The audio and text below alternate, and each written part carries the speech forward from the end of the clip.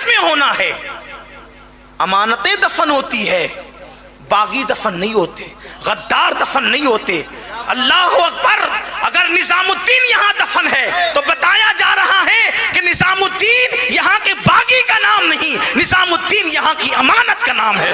قطب الدین اگر یہاں دفن ہے تو قطب الدین یہاں کے باغی اور لٹیرے کا نام نہیں، قطب الدین بختیار کاکی ہندوستان کی امانت کا نام ہے۔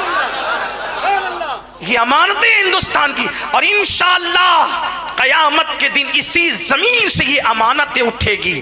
یہ اس زمین کی بھی امانت ہے اور ہمارے مذہب کی بھی امانت ہے۔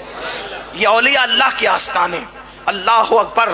تو سرکار سلطان الہند غریب نواز نے کہ میں ایسے نہیں جاؤں گا، تیرے کہنے سے نہیں، کہا پھر مرنے کے لیے تیار ہو جا، دھمکی دے رہا ہے، مار ڈالیں گے تمہیں۔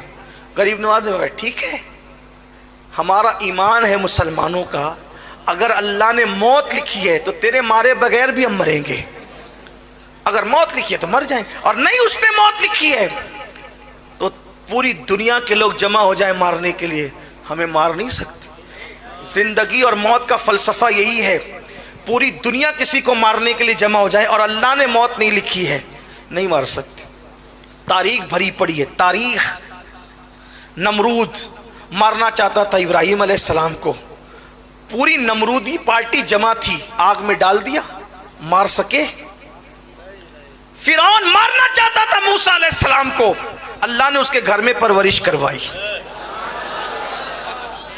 دیکھو تو صحیح، لیکن کوئی بنے تو صحیح مسلمان، کوئی آئے تو صحیح اسلام کی طرف، کوئی آئے تو صحیح قرآن کی طرف، کوئی آئے تو صحیح مذہب کی طرف، کوئی آئے تو صحیح مسلک کی طرف۔ اللہ اکبر! وہ یقین پختہ کرو، جس دن مسلمانوں اپنا یقین اللہ پر پختہ ہو گیا اس دن مارنے والے پالنے پر مجبور ہوں گے، لیکن ہمیں اپنا یقین پختہ کرنا ہوگا۔ سرکار غریب نواز نے فرمایا تو نہیں مار سکتا مجھے، میرے اللہ نے اگر میری موت نہیں لکھی تو تو نہیں مار سکتا مجھے۔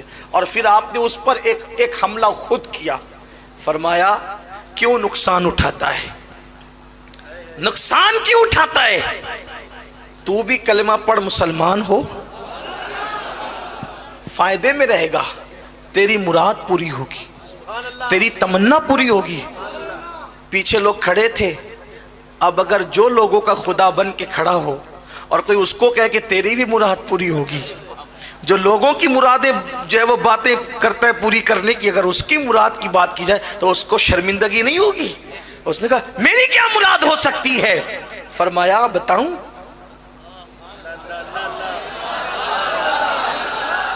غیب دا نبی کا بیٹا اس لہجے میں گفتگو کر رہا تھا ایک جنات کے ساتھ۔ بہت ممکن ہے کچھ لوگوں کو ہوگا یہ بخاری میں ہے کیا؟ میرے عزیز وہ بخاری تو برسوں پہلے لکھی گئی، اس میں کیسے ہو سکتا ہے؟ کچھ لوگ تو یہ کہہ سکتے ہیں نا نہیں ہمیں بخاری میں بتائیں گے تو ہمیں جو ہے وہ ہم اس پہ یقین کریں گے۔ اگر ہر بات کا یقین آپ کو بخاری سے ہوتا ہے، اگر آپ برا نہیں مانے تو صرف سمجھانے کے لیے کہوں ایک بات، ناراض نہیں ہوں گے آپ؟